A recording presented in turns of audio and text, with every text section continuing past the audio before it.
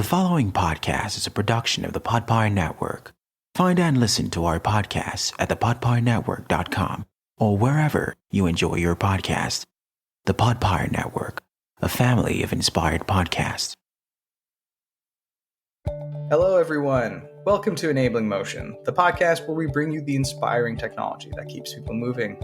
I'm Sibel, and I'm talking today about a mind-controlled bionic hand that allows individual finger control. Hello, all you beauties, Marc here. Today I'm going to be talking about the use of compliant mechanisms in the insoles of shoes to help protect the feet of diabetic patients. And I'm Owen, and I'll be talking about a project that's using the unique medium of prosthetics to create highly stylized wearable art pieces. All right, guys, looking forward to it. We will be right back after this ad break, which will be used to pay for a print of the Mona Lisa.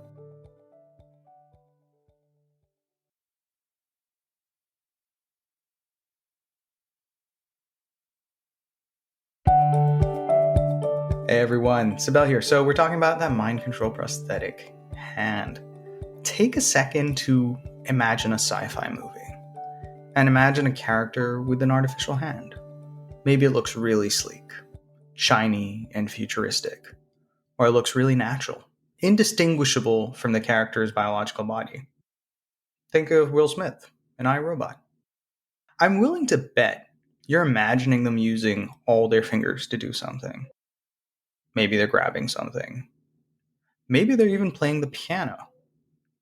And while we've done amazing things with bionics, we're still missing that ingredient, the ability to control individual fingers. Even the most advanced devices on the market aren't able to provide that level of dexterity, which is why my topic today is just so awesome.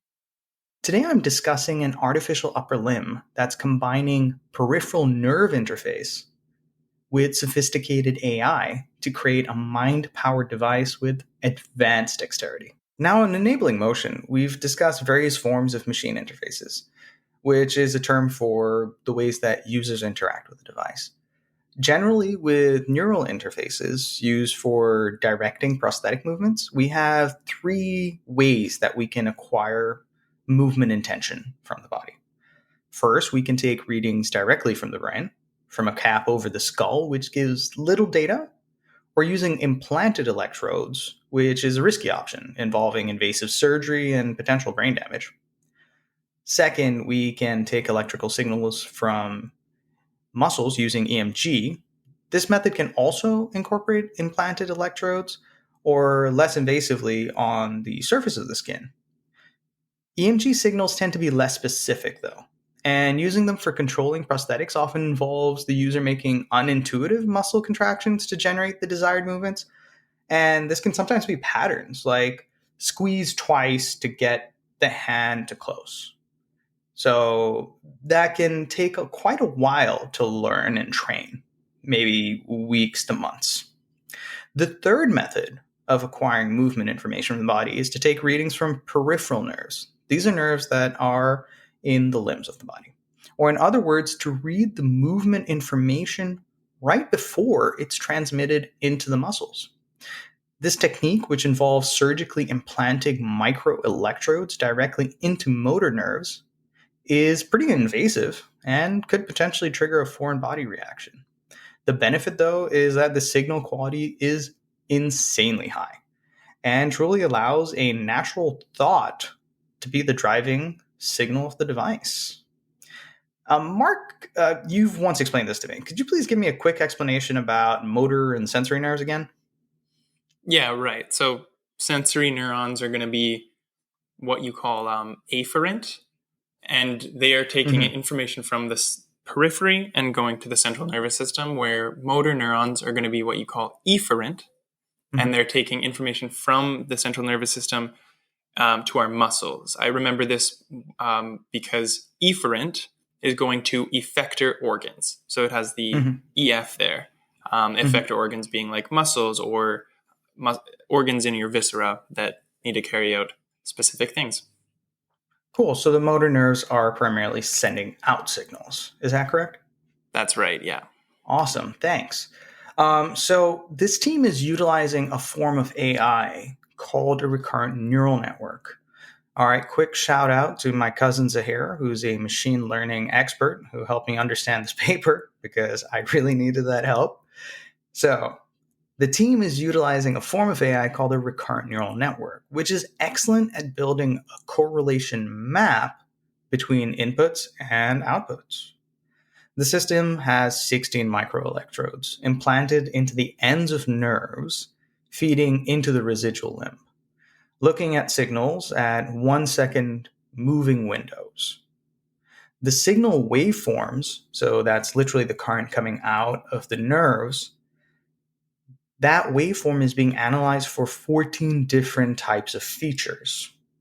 For example, wavelength, and then correlated with an intended output based on the signal analysis relative to the correlation map built by the AI. So, some really impressive feats of this system is the dexterity of the artificial limb that's controlled by natural intuitive thought. The reaction time of the user is literally about a third of a second slower than intact biological limbs. And a user can start moving individual fingers within only a few hours of training, which is insane if we look at it relative to other EMG control devices or other bionic limbs that are on the market.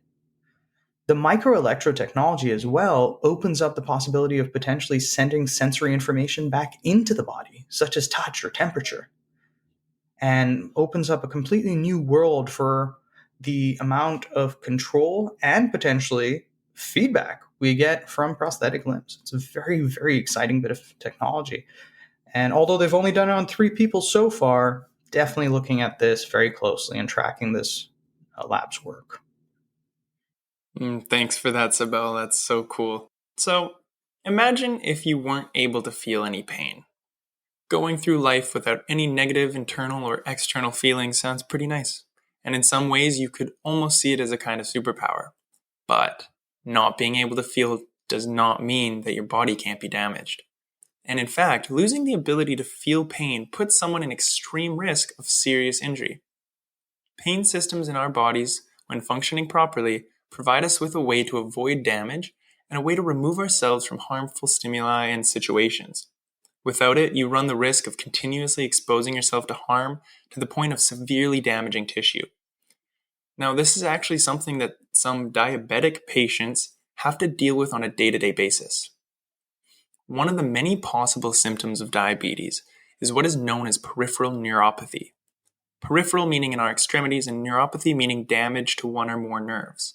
Now, in diabetes, our bodies lose the ability to properly deliver sugar into our cells. As our primary fuel source, disturbed sugar absorption causes a plethora of issues all over our bodies.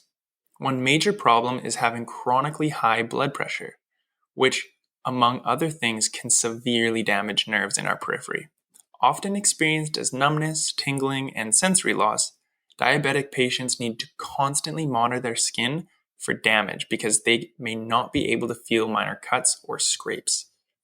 Something as small as a piece of gravel stuck in one's shoe can cause enough damage that if gone unnoticed can lead to major wounds or ulcers. If these wounds get infected, it puts you in serious risk because another effect of diabetes is reduced ability to fight off infection, which can lead to the permanent death of tissue. If infections get too serious, they can also spread deeper into the skin, reaching connective tissue and bone. In these extreme cases, amputation becomes necessary treatment. So, proactive treatment measures to avoid damage, especially in the feet, commonly include specialized footwear that offloads points of commonly high pressure made using cushioning and non-abrasive material. Custom shoe insoles and other orthotics are also often needed by diabetic patients, as another symptom can be muscle weakness. These orthotics can accomplish the offloading of the pressure points, but they don't guarantee reduced pressure points when walking in more dynamic terrain. Another more expensive solution is integrating sensors and actuators into shoes to monitor pressures acting on the foot. But a third technique, developed by a team at the Indian Institute of Science, utilized 3D printed compliant mechanisms to provide an adaptive insole that can relieve pressure points on the fly. A compliant mechanism is a mechanism that is designed to move easily under force and to transmit it using its flexible characteristics. The team's design consists of a series of arches that go under a soft insole, where the arches are all individual compliant mechanisms that will snap into an inverted position when the force threshold is met. This provides dynamic offloading of forces felt by the foot. And when the pressure is removed from the arch, it simply snaps back into its original position. I love this design because it's cost effective and adds a level of adaptability not seen in any other shoes. Check out the team's research linked in our bio to read more on their design process. And if you want to learn more about compliant mechanisms, I suggest a video by a YouTube creator, Veritasium. Does a really, really great job at teaching about these mechanisms. Tune in after these ads to hear more about the artistic side of prosthetics.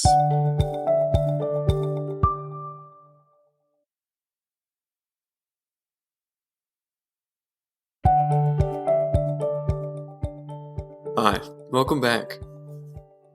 After some harsh negotiations with Marc's 2-year-old niece, I think we're going to be able to afford a pretty close proximity to that Mona Lisa print. We've talked about the importance of cosmesis for people in the past, but today I'd like to talk about a project that's going in the opposite direction. The Alternative Limb Project was founded by Sophie de Oliveira Barata and aims to create highly stylized wearable art pieces. These art pieces explore themes of body image, modification, evolution, and transhumanism, whilst promoting positive conversations around disability and celebrating body diversity. Sophie collaborates with specialists in fields such as 3D modeling, electronics, and cutting-edge technology, and works in conjunction with in-house prosthetist Chris Parsons at Design Prosthetics. In fact, if you remember Danny Claude from the previous episode, she has also collaborated with Sophie on 3 different arms. Synchronized is an arm with a sensor that reads and records a person's pulse. And at a small acrylic layer in the wrist, it ticks in time to the person's heartbeat, even after they take it off, leaving an emotional connection where there is no physical one. Materialize, a prosthetic made for British fashion model Kelly Knox, half made to resemble Kelly's opposite arm, while the other half of the prosthetic is made up of sections of mixed materials which can be interchanged, allowing Kelly to be in control of how she builds her arm.